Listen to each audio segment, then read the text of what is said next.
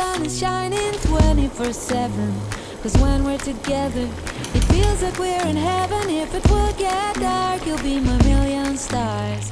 I know I can lean on you. 안녕하십니까, 증시각도기 TV 시청자 여러분. 네, 오늘 각도기가 사랑한 투자자 코너에 오신 여러분을 환영합니다. 오늘은 굉장히 특별한 분을 모셨어요. 제 판단에는 한국에서 중국 투자와 관련해서는 가장 찐 투자자, 그리고 가장 깊이 있게 파악하시고, 그리고 일반적인 투자자들과는 조금 다른 궤적을 가지고 여기까지 오신 분입니다. 네, 포컴 에셋의 장홍래 대표님 모시겠습니다. 대표님 어서 오십시오. 네, 안녕하세요. 네, 저희 누추한 자리에 함께 해주셔서 정말 감사합니다. 초대해 주셔서 감사합니다. 네네.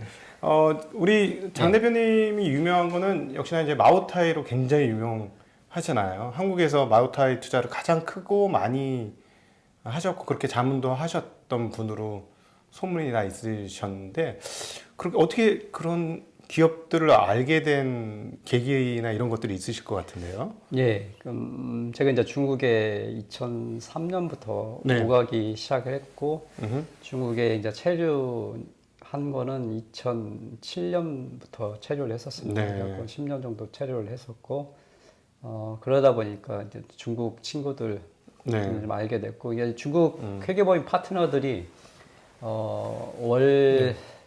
연봉이 한국 돈으로 지금 한 3억에서 5억 정도 받거든요. 중국 사람들. 예, 중국에서. 근데 회계사가. 예, 회계법인. 우리나라보다 웬만하면 더 많이 받네. 더 받습니다. 네. 예, 이미 상당 부분 이게 회계업종이나 금융업종 같은 경우는 급여가 한국보다 높습니다. 그러네요. 네, 이미 높아졌고요. 그러면 인재들이 많이 모이기도 예, 하겠네요. 예, 예. 네. 그러다 보니까 집안이 좋은 애들도 많고 아무래도 좀 상류층에 속한 애들이. 그래서 원래 예. 우리 대표님의 원래 직업은 예. 지금은 투자 전업 투자 대표시지만, 투자 자문사 대표시지만, 원래는 회계사셨어요. 예. 그렇죠. 예. 그리고 어니스트형, 예. 예, 중국 법인에서 예. 일하셔서, 그러니까 거기서 일하시면서 건시가 생기신 예. 거구나. 자연스럽게 그러니까 좀 중국 하이클래스들하고 네. 어울리게 됐고, 네. 그러다 보니까 중국 문화에 대해서 좀 많이 알게 됐고, 네. 그래서 마오타이에 대해서 자연스럽게 알게 됐었죠. 네. 그다음에 뭐 술집 가면 키핑하는 술이 마오타이라는. 네. 중국 술 중에 키핑하는 술이 없거든요. 다른 술들은. 네, 근데 마오타이는 술집, 고급 술집, 클럽 그런 네. 거는 회원제예요. 중국 같은 경우는 대부분 술집이 네네. 클럽 회원제 클럽입니다. 그래요. 한국은 좀 많이 틀려요. 그렇구나. 그러니까 일반 술집보다 하이클래스들은 클럽 하우스에서만 별도로 만나는데 그냥 키핑이 돼 있는 술이 거의 다 마오타이고, 그러다 보니 자연스레 알게 됐고, 뭐 이제 제가 회계 재무 전문가니까 예. 나름대로 다른 사람보다 조금 더 아니까, 예. 다른 사람도 아는 분도 많이 계시지만 제가 이제 자연스럽게 회계나 재무 분석을 해보니까, 네. 회계 재무 분석 기준에서도 세계 최고의 숫자를 보여주더라고요. 계속해서. 그 회사가, 예, 마오타이가. 예. 네. 그래서 이제 원천이 뭔지에 대해서 계속 공부를 하게 됐죠. 네. 예. 지금 여기 쓰신 책이 있죠. 예. 워렌 버핏식 현금주의 투자 전략인데요. 이 책이 일반인들이 보시기에는 조금 까다로울 수도 있는데 저는 굉장히 재밌게 읽었어요. 고맙습니다. 예, 굉장히 예. 사실은 이 책을 읽고 우리 장 대표님 모셔야 되겠다라고 예. 마음 먹었고, 그리고 또 사실 조금 찾아보니까 유튜브가 몇 개 이렇게 있는데 너무 제가 답답했어요. 예. 장 대표님의 장기가 하나도 안 나오더라고요. 그래서 제가 이분은 우리 각도기 TV에서 모시면 이분의 이제 알곡 같은 이 영롱한 이 지적 체계들을 우리가 좀 얻을 수 있겠구나라는 생각했고, 그래서 모시게 됐는데, 사실은 궤적이 좀 다르세요. 회계사 중에서 사실은 일반인들이 생각할 때는, 완전히 일반인들이 생각할 때는 회계사들이 투자를 되게 잘할 거라고 생각하거든요. 예. 실상 그렇지 않다면서요? 일단은 회계법인에 종사하게 되면은 지금 더 까다로워졌는데 독립성 문제 때문에 투자를 못하게 하는 거죠. 많이 제한을, 예전에는 그래도 조금 가능했는데 지금 거의 투자를 못합니다. 특히 이제 파트너 레벨에 올라가면은 굉장히 복잡하거든요. 그래서 투자를 거의 안 하죠. 투자 안 하고, 그런 영향을 안 받는 분들도, 회계사 분들도 기본적으로 회계는 진짜 잘 많이 아시는데 그 네. 투자하고 연결시켜서 보지 않습니다. 네. 일반 투자자하고 거의 비슷하다고 보시면 돼요. 그러니까 일반 투자자들이 누가 좋다고 하면 네. 투자하는 것처럼 네. 회계사들도 네, 대부분 투자자들은 그냥 네. 그렇게 결국은 회계나 이런 분석한 걸 바탕으로 기업을 네. 연결시켜서 해야 되는데 예를 들면 뭐 보통 사람들이 아는 것처럼 뭐 이익이 주가에 수렴한다는 네. 건 대부분 알잖아요. 예. 그럼에도 불구하고 대부분 정보나 정보 매매를 해요. 예, 회계사들이. 예, 예, 그렇게 많이 하고 일단 투자 자체가 힘들기도 하고 네. 그러다 보니까 관심을 끊죠. 아, 네. 참 놀라운 네. 일인데 사실은 자기네가 직접 기업 분석을 해서 딱 보면 이 회계 되게 좋아. 이럴 수는 있을 것 같아요. 뭐냐면 네. 이 회사 정말 안정적이야. 그래서 안정적이라서 샀지만 그런 회사는 안정적이기만 하고 주가는 안 움직일 수는 있잖아요. 네. 그래서 그런 실수는 할 수 있을 것 같은데 아예 그런 걸 많이 안 본단 말씀이신 거죠. 거듭 말씀드리면 이게 첫 번째로는 제한이 일단 너무 많고, 제한이 많고. 예, 그러다 보니까 자연스럽게 투자에 네. 관심이 없게 되고 네. 그러다 보니까 투자를 안 하게 되고 또 혹시 할 수 있는 기회가 생기더라도 가족이나 뭐 이렇게 사실 가족들도 직계 가족이는 이런 건 투자를 또 못하게 상당히 막아져 있긴 한데 네, 저희 증권회사 직원하고 약간 예, 비슷하네요. 비슷합니다. 네. 오히려 더 엄격합니다. 네. 그런데 그렇게 투자할 수 있다 하더라도 그냥 남들의 알려준 추천이나 이런 거 예. 하죠. 할 수 있는 기회가 생겼다. 그 이 책에서 가장 이제 일관되게 흐르는 맥락은 저거잖아요. 그러니까 보통 회계를 우리가 보통 읽을 때 그냥 일반적 재무제표로 보면 자산 얼마고 부채가 네. 얼마고 예. 이런 거 보고 하는데 이 책에서 보면 우리 장 대표님은 투자를 하실 때 예. 현금 흐름이 계속해서 쌓여 나가는 기업들을 예. 투자하시라고 예.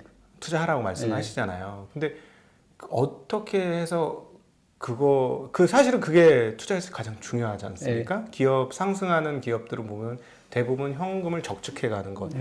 뭐 지표로 따져 본다면 ROE가 꾸준하게 나오거나 ROE가 조금씩 높아지거나 이런 기업들인 거잖아요. 그 현금을 쌓아가는 기업들의 특징들을 보면. 근데 그거를 회계하시는 분들이 이렇게 투자로 연결되는 이 과정을 어떻게 캐치하셨는지가 저는 너무 궁금하더라고요. 이 책을 읽으면서는. 일단 저 같은 경우는 이제 그 생각을 좀 많이 하는 편이거든요. 네. 그러니까 사실은 그 질문하신 거 이전에 이게 투자의 본질이 뭔지에 대해서 굉장히 고민을 많이 했죠. 네. 투자의 본질. 그러니까 저도 주식세를 뭐 하신 범위 내에서 조금씩 하긴 했지만은 투자가 본질이 뭔지 계속 고민하다가 뭐 회계법에 있으면서도 뭐 고민하다 결국 이익은 아니다는 생각이 이제 결론이 나왔죠. 이익은 일리이자. 그러니까 지금은 다 지나간 얘기니까 할 수 있지만 저희 나라도 분식이 사실은 한 30년 전만 해도 많았죠. 상당히 많았어요. 네. 지점장님도 잘 아시겠지만 뭐 저 옛날 제가 직접 다뤘던 기업 중에 하나는 뭐 지금은 지나간 얘기니까 할 수 있지만 기아자동차 같은 경우도 분식 사건이 있었잖아요. 뭐 그런 것들이 만연했고 흑자도산도 사실 많잖아요. 많았었죠. 근데 사실은 흑자도산이 아니라 정확히 이익을 흑자에서 흑자도산이라고 하는데 사실 좋은 의미로 흑자도산이라고 그렇지. 하는데 사실은 매출만 하고 돈을 못 받은 거지. 그 현금이 없는 기업들이죠. 현금 부족해서 파산한 기업들이죠. 그러니까 이익은 뭐 감가상각비나 재고자산 조절 이런 거 통해서 있는 거지만은 실제 캐시는 없었던 거니까. 그렇지. 네. 예.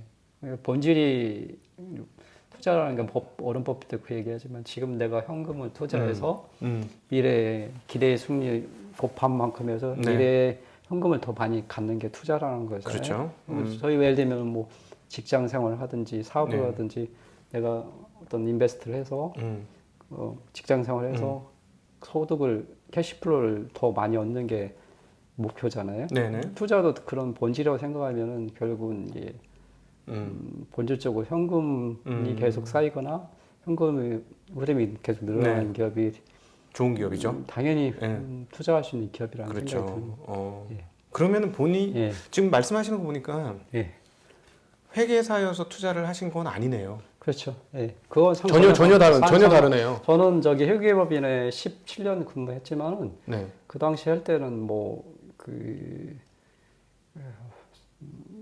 본격적으로 이렇게 고민을 했던 건 아니고 네. 예를 들면 본격적으로 솔직히 말씀드리면 투자를 한 거는 6년 정도밖에 안 돼요. 그러니까 네.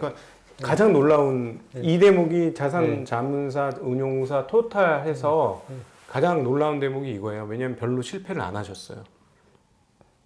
실패를 별로 안 하시고 굉장히 빠른 시간 안에 캐치업되고 이렇게 붐업이 되신 수익률 붐업이 되신 수익률은 제가 이제 저음 때부터 이제 좋긴 하지만 지금 6년째 좋긴 하지만 저 스스로는 네. 그 10년 넘어야 검증됐다고 생각하기 때문에 저는 아직 스스로는 네. 좀 검증이 덜 끝났다고 생각하고요. 근데 네. 제 방식에 대해서는 확신은 있어요. 네. 이게 맞는 본질적인 방법이기 때문에 시간이 입증해 줄 거라는 확신은 있지만은 네. 저를 검증됐다고 보기는 힘들고 네. 투자 방면에서. 근데 확신이 있고 이제까지 뭐 6년 동안은 복리율 한 24% 정도 매년 그 정도는 네, 연평균 복리가 24%. 연복리로 한 예. 24%는 훌륭하죠. 네, 네. 그러면 3년에 2배씩 올라가는 거니까. 사실 네. 2배 좀 더 넘거든요. 네. 넘긴 하는데 그거는 한 10년은 돼야 된다고 저는 보고 네. 있고. 근데 그제 방식이 뭐 제가 독특하게 만든 방식도 아니고 버핏한테 많이 배웠던 방식을 이제 응용해서 제가 하는 거기 때문에. 그럼 버핏에 네. 대해서 원래 관심이 많으셨고 공부를 하신 거예요? 버핏에 대해서 관심도 사실은 길지는 않아요. 예를 들면 네. 아까 말씀드린 대로 회계법인에서 투자를 할 수 있는 게 아니기 때문에 네. 본격적으로 관심 가진 한 7년 정도 워런 버핏에 그 전에 대해서는 저도 워런 버핏에 대해서 좀 부정적으로 봤었죠. 회계법인 있을 때 모르니까 네. 빌 게이츠가 처음에 워런 버핏을 만나려고 할 때 그 어머님과 아버지가 추천해서 만나려고 할 때 안 네. 만났잖아요. 빌 게이츠가 워런 버핏을 주식 투기자라고 생각하고 저도 그 불로소득을 얻는 투기자라고 생각을 했었거든요. 근데 네. 제가 깊숙이 공부를 해보고 또 이건 선생님하고 투자 얘기도 해보고 하면서 이분이 뭐 이제 그럼 제가 옛날에는 주식 투자하는 사람 다 투기꾼으로 보셨다는 얘기예요? 네, 저도 그렇게 봤었어요. 그렇게 보셨나요? 근데 해보시니까 어떠세요? 제가 회계법에 17년 있었던 것보다 지금 나와서 한 본격적으로 6, 7년 하는 거 네. 이게 훨씬 재밌고 공부할 것도 많고 네. 할수록 더 모른다는 것도 많이 알게 됐고 제가 예전에는 제가 진짜 많이 한다고 생각했는데 네. 할수록 모르는 게 더 많다고 알게 되고 네. 근데 버핏이 한마디로 얘기하면 게임에서 말렙이 최고잖아요. 네. 이 투자업계의 말렙이다. 네. 네. 그렇기 때문에 완벽한 투자 인간은 아니지만은 네. 버핏한테 그래도 정답에 가까운 투자 지식을 배울 수 있는 딱 이렇게 결론이 냈고 제가 해보니까 뭐 주주사안도 영문이나 한국문이나 계속 읽어보고 뭐 이거는 제가 뭐 오바해서 얘기하는 건 아니고 저만처럼 워런 버핏 자료를 많이 읽어본 사람도 아마 들 겁니다. 한국에 많이 아시지만 저는 뭐 회계도 제목도 알고 그 상태에서 이제 결론이 제 결론. 이건 다른 사람 의견 틀릴 수 있고. 그러니까 제가 배운 거는 현금 흐름을 강조하는 거가 1986년에 처음으로 이게 현금 흐름을 투자에 접목한 분이 워런 버핏이거든요. 그 전에는 현금 흐름 개념이 없었어요. 그러니까 1986년에 주주산에서 오너스 어닝이라는 거. 그게 지금으로 따지면 프리 캐시플로우입니다. 예, 그거를 이제 주식하고 투자하고 연관시켜서 투자를 하신 분. 그게 그러면 시즈 캔디 인수하고 난 다음인가요? 아니 시즈 캔디는 71년이니까 72년이고. 그 인수한 다음에 예, 그 이후 아마 주주사안에서 처음으로 언급한 거는 1986년입니다. 그러니까 결국 시즈 캔디 인수하면서 자기가 그 비싸게 샀는데 그 놀라운 현금 흐름을 보면서 현금 가치를 보고 기업의 성장을 보고 깨달음을 얻은 거 아닌가 싶기도 하네요. 예, 주점장님 말씀도 옳고, 버핏 일관되게 이야기하는 거 보면은, 버크셔도 이제 그 주수안을 꾸준히 읽어보시면 계속 강조하는 게 현금 흐름이거든요. 예를 들면, 버크셔 헬스의 가치도 가장 큰 가치를 그 플로트, 매년 들어오는 현금 흐름을 중요하거든요. 투자할 때도 항상 그 현금 흐름이 없으면 투자 안 하거든요. 예를 들면 뭐, 항공사도 투자할 때 다 또 뺐지만 다 조건이 뭐냐면 현금을 주는 조건이에요. 배당을 뭐 얼마 준다든지 이런 조건으로 다 투자하거든요.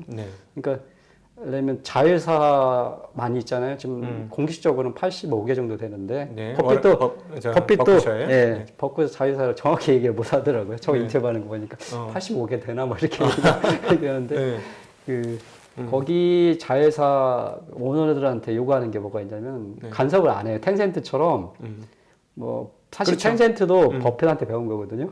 중국 평안보험도 그런 모델 복쿠션 모델을 지향하는데 네. 평안보험의 텐센트도 다 버핏한테 배운 건데 간섭을 안 해요. 네. 그 대신 딱 요구하는 게 버핏이 요구하는 게 뭐냐면 투자하고 최소한 해야 할 투자하고 남는 돈을 올려보내는 그렇죠. 거예요. 올려보내야 돼. 네, 캐시분을. 음. 그러니까 일관되예요. 네. 버핏은 굉장히 일관되거든요. 네. 네, 일관되게 그래서 자기가 투자를 뭐 자회사 CEO한테 요구하는 거나 실제 투자할 때 요구하는 거 보면은 항상 캐시플로우 요구를 합니다. 네, 네. 그렇게 잘 벌고 또 캐시플로우. 근데 그 이제 투자해 보시니까 예. 어떠신가요? 옛날에 이제 투기꾼들, 이 불로소득자들 이렇게 느끼셨었을 것 같아요. 투자하시기 전에. 예, 저도 그때는 회계부에서 이게 열심히 일하면 그게 진짜 돈이라고 생각했거든요. 네, 근데 여기 이 불로소득이라고 느끼세요? 이제는? 아니에요. 저는 지금은 철저하게 네. 이 주식 투자는 인과 법칙이 적용된다고 정확히 예. 있거든요. 네. 자기가 노력한 만큼 물론 운이 좋아서 더 벌 수도 있겠지만은 예. 기본적으로 운도 인과 법칙이 적용된다고 정확히 네. 믿습니다. 그래서 자기가 아는 만큼 네. 돈을 번다. 저는 그렇게 생각합니다. 지금 생각보다 들어오기 전에 느끼셨던 거에 비해서 어려운가요? 안 어려운가요? 할 게 많은가 어떤가요? 투자는 일단 제가 네. 아까 말씀드린 것처럼 생각할수록 어렵다. 네. 근데 재밌다. 네. 이거 골프처럼 네. 저기 카드에도 끝이 없는 것처럼 네. 뭐 조금만 바뀌어도 변수가 바뀌어도 근데 네. 공부할 게 너무 많고 또 예. 재밌고 그런 예, 예, 예. 오랫동안 할 수 있고 네. 지적인 활동을 계속 할 수 있고 재밌고 근데 어렵다. 음. 그래서 근데 결론은 또 공부한 만큼 소득은 있다. 그렇죠. 제가 경험해 보니까 음. 그런 확신도 생기고 음. 이게 내 후세에도 음. 이런 지적 자산을 알려줘서 네. 계속 이어가면 좋겠다. 네. 그런 생각이 많이 네. 들어서 그러면 이제 그러니까 사실은 실전에 했던 횟수로 이렇게 드러나면서 하셨던 거는 짧긴 했는데 좀 6년밖에 안 됩니다. 네, 근데 그 고민의 과정들은 그렇게 짧지 않으셨을 것 같은데 예, 예. 어느 정도 뒷배경으로 어느 정도 시간이 있으셨을지 궁금하네요. 기본적으로 이제 투자를 제가 하다 보니까 실전 투자를 하다 보니까 회계 재무 지식이 필수다. 네. 그러니까 버핏도 20대들 그 예비 투자자들이 물어보면은 첫 번째로 얘기하는 게 회계를 공부하라고 하거든요. 네. 근데 제가 회계는 기본이구나. 회계하고 재무는 기본이다.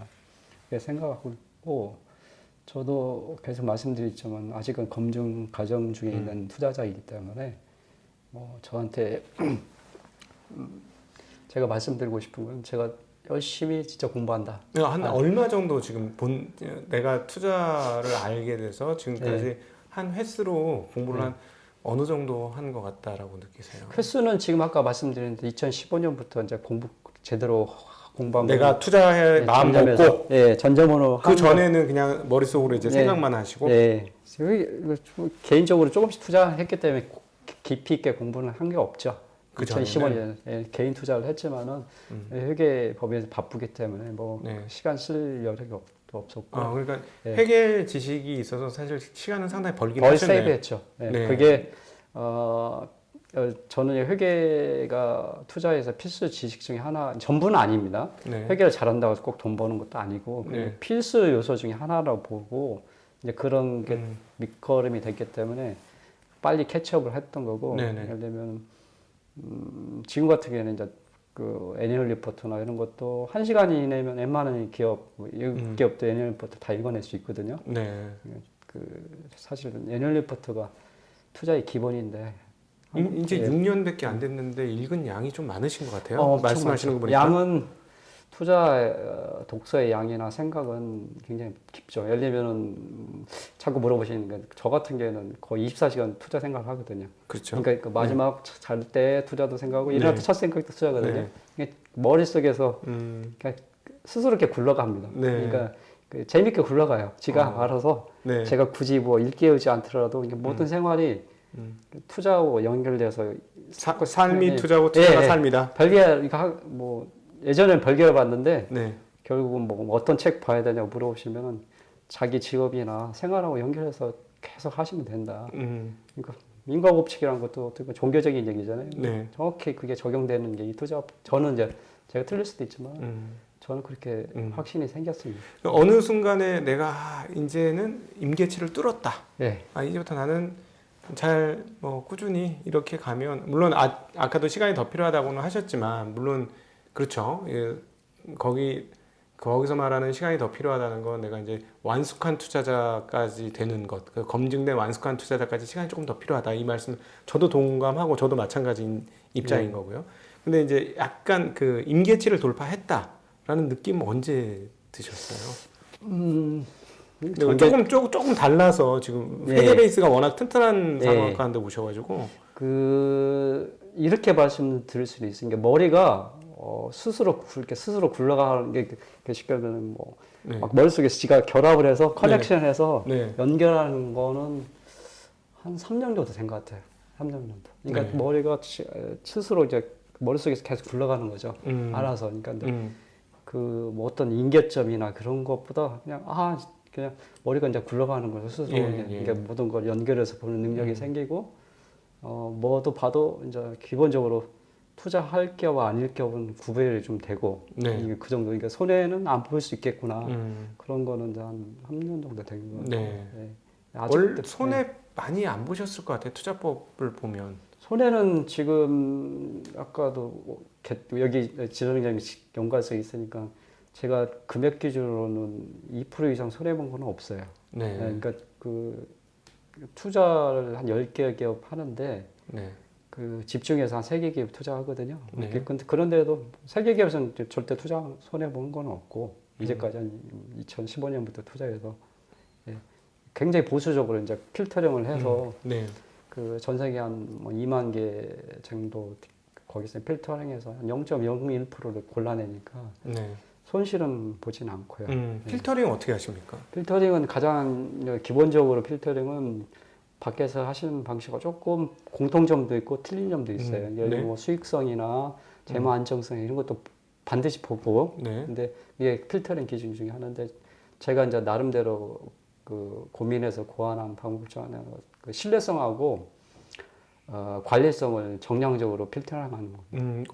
그걸 어떻게 하나요? 제가 이제 그 상정기업 우리나라에서 80몇 년 된 상정기업을 수년간 자문을 하고 있는데 거기서 토론하면서 많이 배운 건데 그 실제 투자와 연결이 되거든요. 그 관리가 되는 기업들이 많지가 않아요. 정량적으로. 그 관리가 된다는 건 재무 관리가 된다는 재무 관리를 포함해서 그러니까 예를 들면은 그 관리란 개념이 어떤 회사 기업이 갖고 있는 KPI 중요 핵심 지표를 그게 예를 들면은 뭐 하나를 딱 예를 들면 뭐 재고자 회수일수를 뭐 며칠로 하겠다. 그러면 그거를 꾸준히 지키는 기업이 없다. 개선해 나가나 관리되는 기업이 없어요. 의외로 그러니까 대부분 분들이 기업들은 뭐 월드 기업이나 세계적인 기업이나 한국 기업들 대부분 대기업들이 그런 관리가 잘 된다고 생각하잖아요. 체계가 잡혀서 실제 숫자로 보면 그렇지는 않아요. 예를 들면 그 재고자산 회수수도 그렇고 이런 뭐 CCC 캐시 컨버전 사이클도 보고 사실은 현금 흐름을 결정하는 캐시 컨버전 사이클이라는 거거든요. 어떤 재료가 들어서 물건이 제조가 되고 외상무침 해서 되는 기간은 이제 캐시 컨버전 사이클. 현금이 전화 일수라고 하거든요. 현금이 들어와서 물건이 나갔다가 다시 현금이 돌아오는 기간인데 그 기간조차 그게 사실 캐시 플로우를 결정해요. 기업에. 근데 예를 들면 삼성전자 같은 경우는 지금 좀 늘었지만 평균적으로 한 60에서 70일씩 왔다 갔거든요. 그다음에 애플 같은 게 마이너스고 전 세계적으로 마이너스 되는 기업이 20개가 안 돼요. 어떻게 마이너스가 되죠? 예를 들면 애플 같은 경우에는 이제 마이너스거든요. 그러면 아까 캐시 컨버전 사이클을 결정하는 게 외상 매입금하고 외상 매출금하고 재고입니다. 그러면 그네들은 재고를 빨리빨리 회전시킬 수 있고 외상 매출금은 빨리 회수할 수 있고 외상 매입금은 천천히 주기 때문에 그래서 마이너스가 나온다. 줄 돈은 늦게 주고 받을 돈은 빨리 받으니까. 그다음 재고가 빨리 나가고 예를 들면은 애플에도 말씀드리면 애플이 좀 정확히 분석을 하면은 팀쿡이 다른 방송에서 한번 그런 얘기를 한 적이 있는데 애플이 오기 전하고 이후하고 틀려요. 네, 팀쿡이 온 예. 이유와 이전과 애플이 다르다. 예. 네. 삼성전자 재무 전문가잖아요. 팀쿡이 예. 그죠? 네. 삼성전자나 네. 애플, 삼성전자, LG전자도 지금의 수익성이 유지되는 게 가장 핵심은 네. 재고자산 관리에 있어요. 네. 그러니까 현금 현안 전환수에서도 핵심은 재고자산이거든요. 네. 그러니까 쉽게 말해 기업이 핵심 물건을 빨리빨리 매출해서 현금으로 들어오는 게 핵심인데 네. 예를 들면 팀쿡이 오기 전에는 애플이 물건이 굉장히 좋았어요. 물건 좋고 잘 나가고 했지만은 재고 관리가 안 됐어요. 그랬군요. 그러니까 재고 그 CCC를 보시면은 재고 과정 효전세고 보면은 뭐 100일이 넘어가거든요. 네. 플러스 100일이 넘어가요. 예. 그러니까 기본적으로 물건 재료 사서 물건 돈 들어오니까 100일 정도 걸렸어요. 근데 팀쿡이 들어오면서 그걸 마이너스로 바꿨어요. 그러면서 캐시가 팍팍 늘어나는 거거든요. 네. 그러니까 기업이 물건만 좋아서 그러니까 예를 들면 뭐 어떤 물건만 서비스만 좋아서 돈을 버는 게 아니고 네. 결국은 핵심은 제조회사들은 판매사나 재고회사는 재고자산 관리가 핵심입니다. 네. 그러니까 예를 들면 LG 같은 경우에도 그 삼성전자와 비교하면 수익성이 많이 떨어지거든요. 그렇죠. 수익성이 떨어지는데도 불구하고 나름대로 계속 그 캐시플로가 유지가 되고 재무 안정성이 유지됐던 게 뭐냐면 재고자산 관리를 잘해요. 그래서 네. CCC가 좋아요. 네. 네. 네. 그러니까 그렇기 때문에 LG전자가 삼성전자에 비해서 계속 수익성이 떨어짐에도 불구하고 버티면서 잘 버티면서 올 수- 네. LG 그룹이 이렇게 커지는 거거든요. 네. LG도 재고 과정 관리가 안 됐으면은 지금 LG가 없죠. 예. 그래서 네. 핵심은 삼성전자도 그렇고 음. 모든 기업의 핵심은 이제 재고자산 걸고 따지면 재고 관리가 핵심이다. 근데 애플조차도 예를 들면 제 지도 교수님이 돌아가셨는데 20년 전인가 그때 80몇 년 전인가 애플 컴퓨터를 쓰셨는데 제 기억으로는 그때 제가 가격을 물어봤을 때 1,000만 원, 2,000만 원대였어요. 네, 네. 20년 전에. 예. 그 애플 그 이름은 까먹었는데. 맥킨토시? 예, 맥킨토시요. 예. 초창기 모델이 사실은 한국에 얼마 사시는 교수님 너무 좋다고 하면서 네. 그 가격이 1,000만 원이 넘었던 기억이 나거든요. 근데 그 당시 이제 애플이 잡스가 쫓겨났었잖아요. 네네. 그 그거 애- 만들고 쪼개놨죠. 예, 네. 제품은 좋았는데 네. 사실은 재고 계속 쌓인 거예요. 네. 재고 이게 수요 측도 안 되고 재고 사를 안 되고. 맞아 만들어 놓고 예. 팔았어요. 예. 네, 가격도 비싸고 해서. 예. 네. 그럼 제품이 인기가 없었던 게 아니에요. 네, 네. 예. 스티븐 잡스가 후계자를 선택할 때 팀쿡을 선택했잖아요. 네. 재고자산 관리 전문가거든요. 예. 이 팀쿡이요. 그래서 지금의 현금을 세계 최고로 갖게끔 만든 거는 팀쿡이거든요. 네. 그래서 그 핵심은 재고자산 관리다. 그러니까 제품도 당연히 좋아야 되고 이런 재고자산 관리나 재무 네. 관리나 맞아요. 지금 사실은 한국에서도 주가가 꾸준히 많이 오른 기업들의 투자장 쪽에 재무 전문가들이 있는 데가 종종 있어요. 네. 예, 그래서 그 기가 막히게 그거를 관리를 하면서 그 자원 배분을 잘하는 모습 볼 수 있는데, 네. 제가 기업을 이제 그렇게 재무 분석을 해서 보니까 그 관리가 안 되는 기업치고 잘 되는 기업 없고 예. 관리가 잘 되는 기업치고 안 되는 기업도 없더라고요. 결론이니까 네. 저 같은 경우 아까 말씀드린 대로 뭐 수익성이나 재무 안정성 기본적으로 보고 이런 관리성 핵심 지표가 네. 지속적으로 체계적으로 네. 의도를 갖고 관리되는지 예. 이걸 그렇지. 반드시 보고 그것까지 할 수 있다라는 건 굉장히 주도 면밀하게 회사를 운용하고 있다라는 것이고 예. 짜임새 있게 운용한다는 예. 거고 자원 배분을 어떻게 해야 되는지 알고 있는 것이고 자원을 최대한 효율적으로 쓰고 있다라는 방증이 되는 것이잖아요. 특히 이제 그런 거 투자할 때 경쟁 기업을 한 두세 개 딱 놓고 네. 비교를 해보면 딱 눈에 보입니다. 음. 예를 들면 제가 방송 여러 번 나가서 이게 나이키나 아디다스나 이제 비교해놓고 이제 그다음에 어디죠? 갑자기 생각이 안 나요. 퓨마나 몇 개 기업 네네. 퓨마 말고 또 세 개 뭐죠? 나이키, 아디다스 갑자기 생각이 안 나네. 하나 리복? 리복 말고 리복은 한참 떨어지고요. 네네. 예. 그 세 개 기업을 딱 그 재무 체계 실사를 놓고 보면은 나이키가 관리가 제일 잘 되는 게 보여요. 네. 예를 들면 뭐 재고자산 헬스나 음흠. 뭐 예를 들면 뭐 캐시 컨버전 사이클이나 네. 이런 것들이 꾸준히 관리가 돼요. 네. 근데 후발 기업들은 아무리 돈을 투자해도 그게 관리가 안 돼요. 예. 그러니까 쉽게 그런 지적 자산이 쌓이는 게 아니에요. 그렇죠. 예. 그것도 이제 무형자산 예. 중에 하나죠. 기업이 예. 가지고 있는. 예. 예. 그래서 뭐 삼성전자나 LG전자나 애플이나 중국의 뭐 샤오미나 이런 기업도 딱 놓고 보면은 그 어디다 투자할지 눈에 보여요. 네. 이게 적어도 한 기업만 놓고 보면 그게 안 보이는데 네. 비교해서 딱 보면은 이게 관리가 되는지 안 되는지. 예를 들면 뭐 사람이 관리한다는 얘기하면 건강 관리 한다면 뭐 당뇨 내가 뭐 예를 들면 당뇨가 있다면 그렇죠. 매일 자기 뭐 음식 조절하고 운동하고 이런 거 관리하잖아요. 근데 대부분 사람 관리 못 하잖아요. 네. 기업도 똑같아요. 네. 네. 그러니까 상대적으로 관리가 잘 되는 기업이 예를 들면 뭐 세계 뭐 신발 기업 세 개를 딱 놓고 보면 나이키가 딱 독보적인 게 보여요. 네. 예, 예를 들면 뭐 애플하고 다른 기업 보면 애플이 제일 좋고 네. 이런 식으로 예를 들면 의류 기업이면 뭐 H&M, IT, 자라나 뭐 유니클로 보면은 순서가 자라고 유니클로 일본에서 이런 네. 유니클로도 주가가 계속 최근에 많이 올랐는데 네. 관리가 잘 됩니다. 이렇게. 네. 네. 그다음에 하나 더 추가한다면 이제 필터링 기준에 신뢰성. 네. 이제 회계적인 신뢰성을 보는 거죠. 이익의 질을 보는데 네. 이익하고 현금원하고 매치가 되는지 보죠. 음. 사실은 이것만 필터링 해도 대부분 기업이 한 90% 이상 걸러져요. 네. 사실은. 근데 이익하고 현금원하고도 이게 매칭이 되게끔 관리하는 게 사실은 의도성을 갖고 좋은 기업들을 합니다. 네. 그러니까 예를 들면 삼성전자 같으면 현금 흐름하고 영업 현금 흐름하고 단기 순이익하고 한 1.5에서 2 사이에서 항상 관리돼요. 그러니까 영업 현금 흐름이 예, 1.2 정도 더 많다. 네, 1.5배에서 네. 2배 정도. 1.5 배, 애플은 한 1.3배에서 1.5배. 네. 그 차이는 이제 감가상각비 차이거든요. 음흠. 애플은 감가상각비 상당히 적기 때문에 네.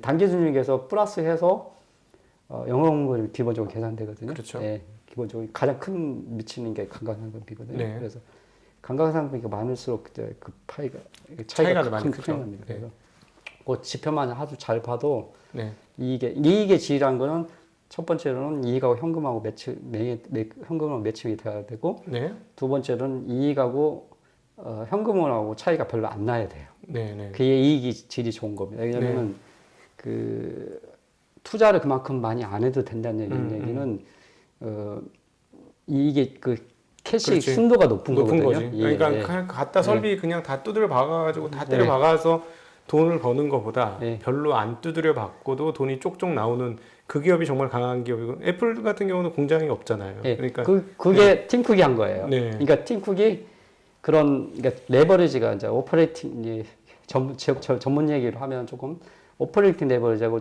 그 파이낸셜 레버리지가 있어요. 네. 근데 예를 들면 예전에는 다 파이낸셜 레버리지가 기업을 어렵게 만들었거든요. 근데 이 코로나 사태를 보면서 핵심적으로 기업을 망하게 하는 거는 파이낸셜 레버리지가 아니라 오퍼레이팅 레버리지예요. 오퍼레이팅이 뭐냐면 고정비를 얘기하는 거거든요. 네. 그러니까 재무 고정비가 아니라 이런 영업 고정비. 그러니까 설비 증설이 끊임없이 들어가야 되는 그런 회사. 최근에 제가 그 실제로 경험한 건데 잘 가는 중국 식당 큰 식당이 문을 닫았어요. 강화문에. 네. 자기가 여기 어디로 얘기하면 좀 그렇지만은 네. 굉장히 큰 문을 닫았는데 식당이 엄청 크거든요. 네. 고정비가 크죠. 그렇죠. 오퍼레이션 레벨이 큰 거예요. 직원도 많이 써야 되고 예. 그다음에 임대료도 엄청 나가고 예. 하니까 기본적으로 최소 매출이 깔리지 않으면 그 다음에 현금 흐름이 창출이 안 되는. 손익분 기준이 높은 거죠. 이게 맞아요. 현금 제가 얘기하는 건 항상 현금 기준이거든요. 네. 현금 기준, 손익분 기준이 높은 거예요. 그렇지. 그러니까 네. 지금 코로나 사태에서 네. 가장 위기를 겪는 거는 네. 그리고 상대적으로 엔티프라이즈라거나 로버스트한 기업은 네. 그런 그 오퍼레이팅 레버리지, 그러니까 영업 고정비가 낮은 기업. 네. 네. 예, 예를 분식점이나 이런 데 오히려 더 잘 되잖아요. 그렇지. 네. 여러분, 저 각도가 사랑하는 투자자 역대 가장 어려운 내용을 여러분이 지금 듣고 계십니다. 그러면은 1부는 간단하게 여러분 참 이거 근데 굉장히 중요한 내용이에요. 근데 어렵지만 자꾸 듣고 또 들어보시면 좋을 것 같은데 저는 역대 지금 각도가 사랑하는 투자자 코너 중에 가장 흥미로운 시간입니다. 지금 너무너무 재밌고 저는 개인적으로 배울 게 많은 시간인데 여러분도 그런 시간이 되셨으면 좋겠고요. 다음에 2부로 또 여러분 만나 뵙도록 하겠습니다. 2부에 뵙겠습니다. 감사합니다. 네, 감사합니다.